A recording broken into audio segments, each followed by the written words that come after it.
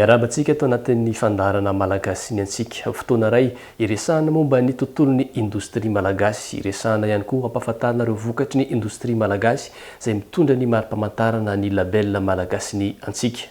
19 taona tokoa izao nisy andehan'ny indostria malagasy nonjoro ary tato anatin'ny 7 taona farany dia niazakazaka ny fanomezan-danja izay vita malagasy izay, indrindra fa teo amin'ny fametrahana ny filamatra vidiko vagasy satria ny vokatra eto an-toerana ihany koa dia efa afaka mifaninana amin'ireo vokatra izay vita avy any ivelany. Ho an'ireo izay rehetra efa natsiaro saina tamin'ny taona 2007 tanoany dia natadidy tsara fa nisy ny sopila importé tamin'izany fotoana izany izay fandriatana satria avy any ivelany. Ny zavatra azo lazaina tamin'izany dia ny hoe izay entana vokarina avy any ivelany dia tsara kalitao dia ny fandrombahana ankehitriny nefa efa nivadika ny rasy. Ny orinasa malagasy dia afaka mamokatra tsy mena mitaha amin'ireo any ivelany. Ny dikan'izay izany na ny akora ampiasaina na ny fanamboarana azy na ny famonosana azy dia efa tsy mena mitaha tokoa amin'ireo vokatra avy any ivelany. Raha toka mividy ny vita malagasy dia misy tombony mazava ho azy ho an'ny indostria malagasy, fa mba misy tombony manokana ho an'ireo mpanjifa ihany koa nefa ny fividianana ny vita malagasy. Ny tombony ho azo ary izay anisan'ny nametrahana n'ity malagasy ny antsika ity dia satria manome asa ho an'ny malagasy, manome asa ho an'ireo tantsaha amin'ny famokarana ny akora, manome asa ho an'ireo mpivarotra. Izay zany mahatonga antsika hoe vidio vagasy gasy ny antsika. Ary amin'izao fotoana dia raha mijery tsika any amin'ireny mpivarotra rehetra ireny dia efa mitady ny mpanjifa satria mijery tokoa tsika dia efa tsy hita intsony hoe inona ny mahasamy hafa ny vokatra malagasy amin'ireo le mahasamy avy any ivelany. Ary tsara kokoa raha ny vita eto Madagasikara ary izay indrindra no amporosihana an'ireo mpanjifa hoe vidiako vagasy.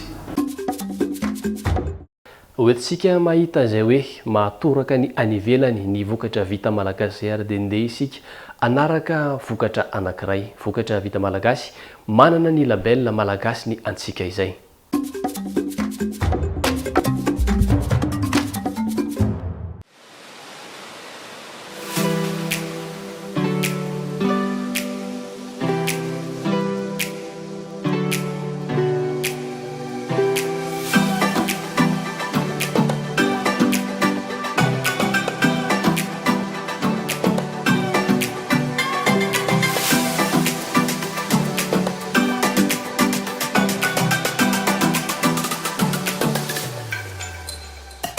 Vokatra iray tena malagasy no entina amintsika androany.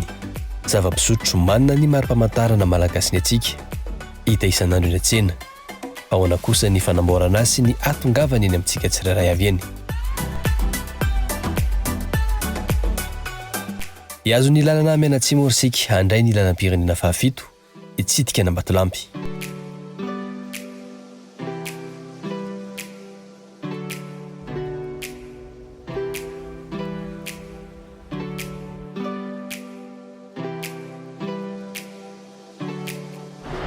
Tonga soa eto Ambatolampy, tonga soa eto amin'ny usine Star. Etsika dia hijery ny fomba fanamboarana ireo zava-pisotro misy gazy na ny boisson gazeuse, ny bonbon anglais indrindrindrindra izay ankafizin'ny malagasy maro.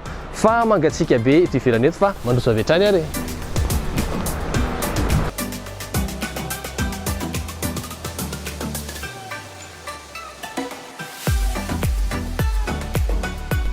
Ny siroperie fampifangaroana ny rano sy ny siramamy no tsy dia antsika avy hatrany. Olona voafantina sy mahazo lalana ihany no afaka miditra eto, fa mialohan'izany dia ny fahadiovana aloha no ampatsiahiviny tsiora izay mitarika antsika.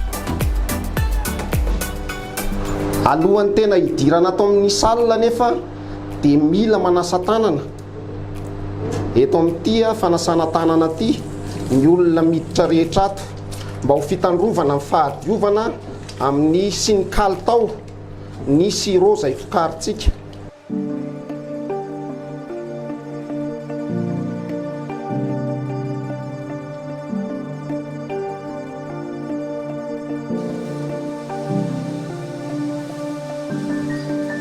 Miainga avy amina akora fototra roa ireo zava-pisotro boisson gazeuse avy eto amin'ny usine Star Ambatolampy dia ny rano sy ny siramamy.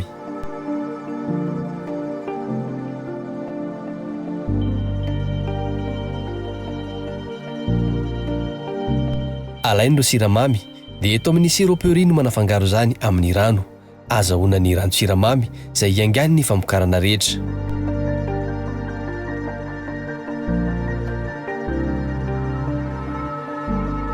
Avy eo kosa dia miditra amin'ny toerana manaraka antsoina hoe local sirop composé ireo rano-tsiramamy ary manomboka eto no voafaritra hoe inona no karazany.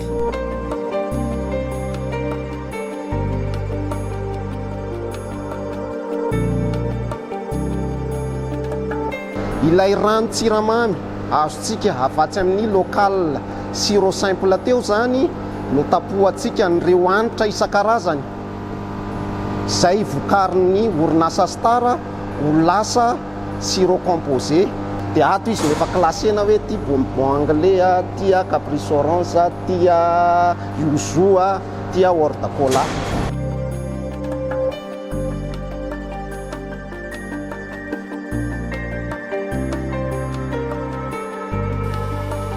Ireto hitantsika karakaraina ireto zao dia omena hanitra bonbon anglais avokoa ary ny fanamboarana azy ireo no andeha arantsika. Novidintsika ny bonbon anglais satria izy no vokatra isan'ny tena nampalaza tokoa ny Star efatry ny ela dia ela tokoa.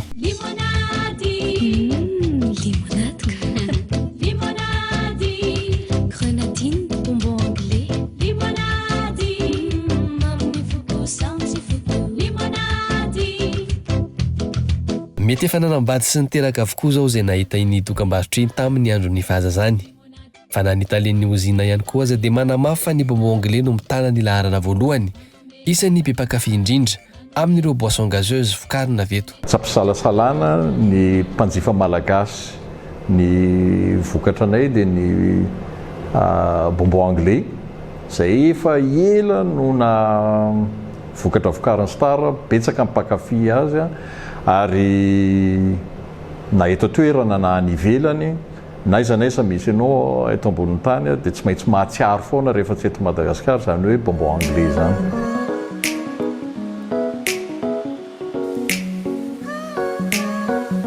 Rehefa azo ny tsiro sy ny hanitra maha bonbon anglais azy dia mizotra amin'ny fampidirana anatin'ny tavoahangy. Eto dia efa milina avokoa no miasa eo ambany fanaraha-mason'ireo mpiasa izay mailo hatrany amin'ny fotoana rehetra mba hitazomana ny kalitao sy ny tsiro mampalaza ny bonbon anglais hatramin'izay.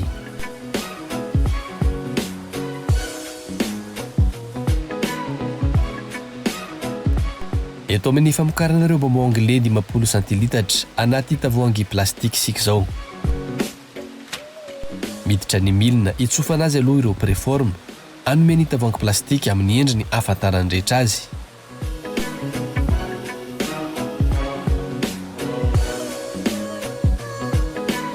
Avy eo dia ampangatsiahana ary avy eto amin'ity milina ity kosa no mampiditra ireo ranona bonbon anglais ao anatin'ny tavoahangy.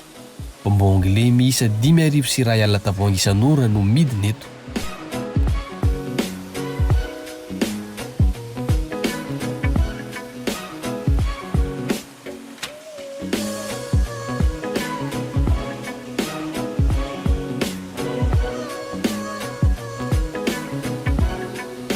Mandritra izany fotoana rehetra izany dia misy fitiliana tao hatrany anaraha-maso ny kalitao sy ny tsirony vokatra.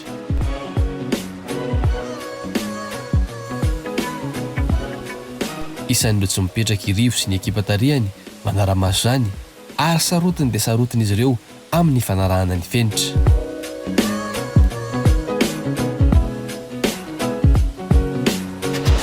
Ny norme qualité moa zany dia efa iraisam-pirenena ary ny orinasa Star dia efa nanao engagement zany mba hahazoana ny vokatra manara-penitra.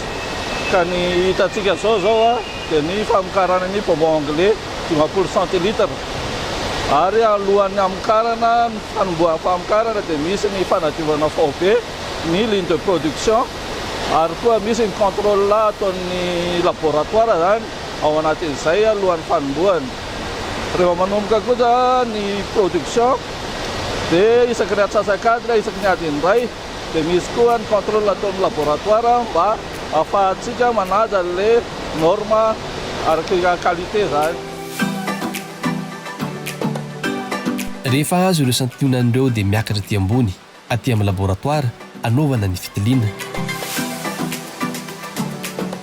hitantsika zay ny dingana amin'ny famokarana ny bonbon anglais ankehitriny kosa indray ajerentsika hoe ohatrany ahoana ny fanaraha-maso ny laboratoire no miantoka an'izay ndao azy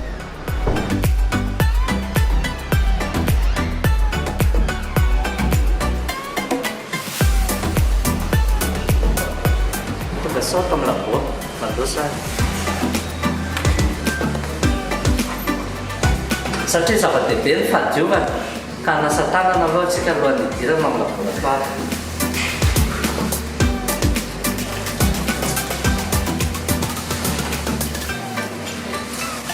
Sao tsika dia nivoatra ato amin'ny toerana fanaovana analyzy.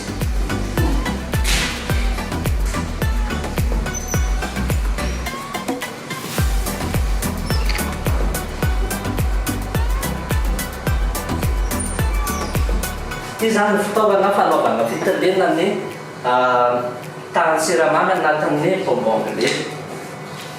Maromaro ireo fitaliana atao eto, tsy maintsy mandalo eto avokoa ireo karazany zava-pisotro fikarina eto amin'ny sitaram-batolampy rehetra.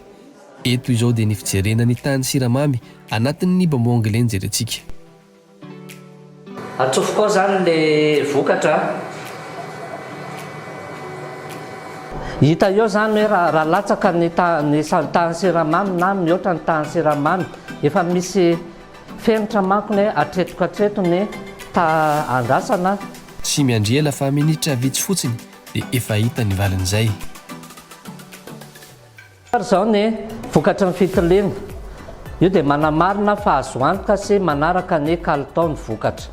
Mandritra ny ora fiasan'ny rehetra, mandritra ny fotoana iodinan'ireo milina mamokatra ireo bonbon anglais dia miverimberina hatrany ny fitiliana ataon'ny ekipan'ny laboratoire.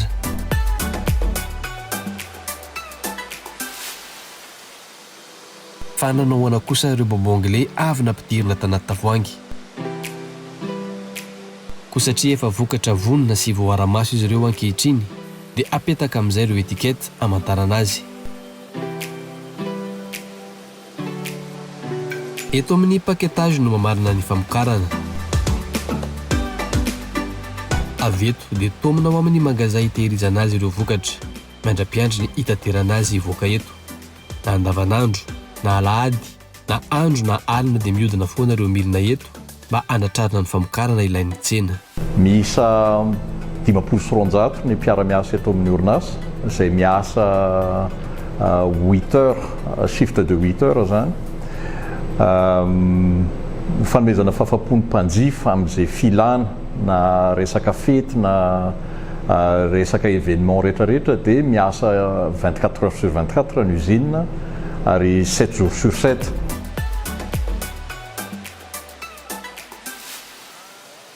Tsara marihana fa nanomboka teo amin'ny siropiory taoriana nafangaroana ireo rano sy ny siramamy ary nanampiana ny anitra ho azy dia tsy kasih tanan'olombelona ntsony ireo bonbon anglais fa dia efa milina mandeha ho azy avokoa no misahana ny asa rehetra.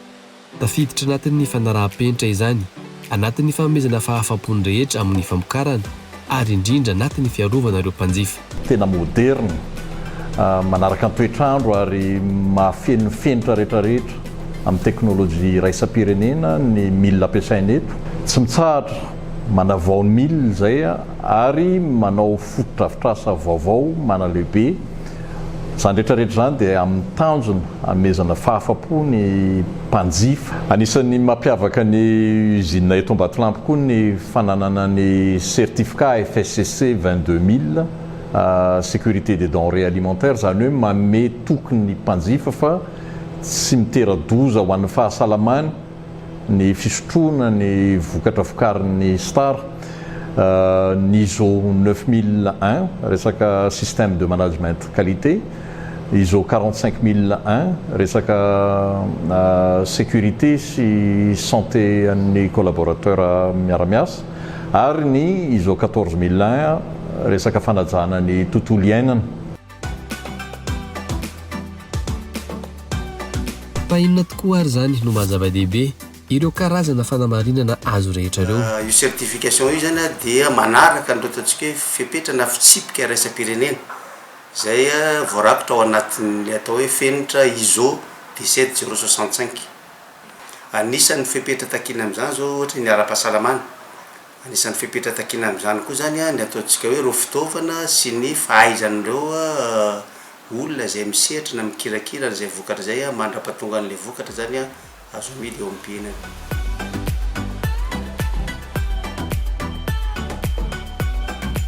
Ankoatran'ny fananany orinasa ireo karazana fanamarinana iraisam-pirenena dia manana ny mari-pamantarana fanamarinana label malagasy ny antsika ihany koa ny vokatra.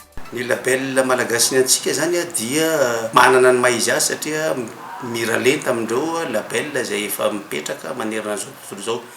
Satria ina ny antony ny label malagasy ny antsika aloha zany dia manamarika fa azo antoka le vokatra, zany hoe manana ny kalitao tsara voalohany indrindra ahafahana miaro ny ain'ny mpihinana na ahafahana miaro ny ataontsika hoe ny vatan'ny olombelona anankiray izay mampiasa an'ireny vokatra ireny. Faharoa manaraka an'izay satria niainga amin'ny ataontsika hoe fenitra iraisam-pirenena zany ny famolavolana ny boky nandraikitra na ny cahier de charge ao anaty malagasy ny antsika zany dia afaka mitentsika fa tsy mena amin'ny ta amin'ireo fepetra zay takina eo anivon'ny iraisam-pirenena zany ny vokatra zay manana an'izay atao hoe label malagasy ny antsika zay.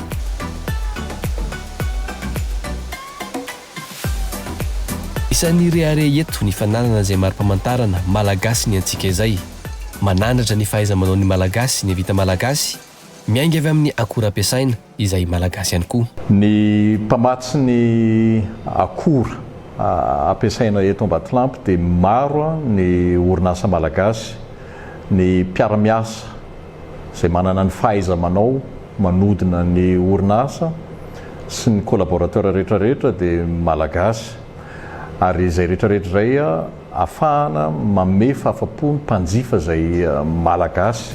Aorian'izay dingana maromaro sy fitiliana nolalovana izay dia miala eto Ambatolampy ny bonbon anglais, anome amamiana ireo tokantrano, ireo fety, ireo fotoana rehetra isotroana azy na ho an'ny lehibe na ho an'ny ankizy, ary tsy tapaka fa misy camion miainga isan'ora eto miazo ny lalam-pirenena fahafito hitatitra izany.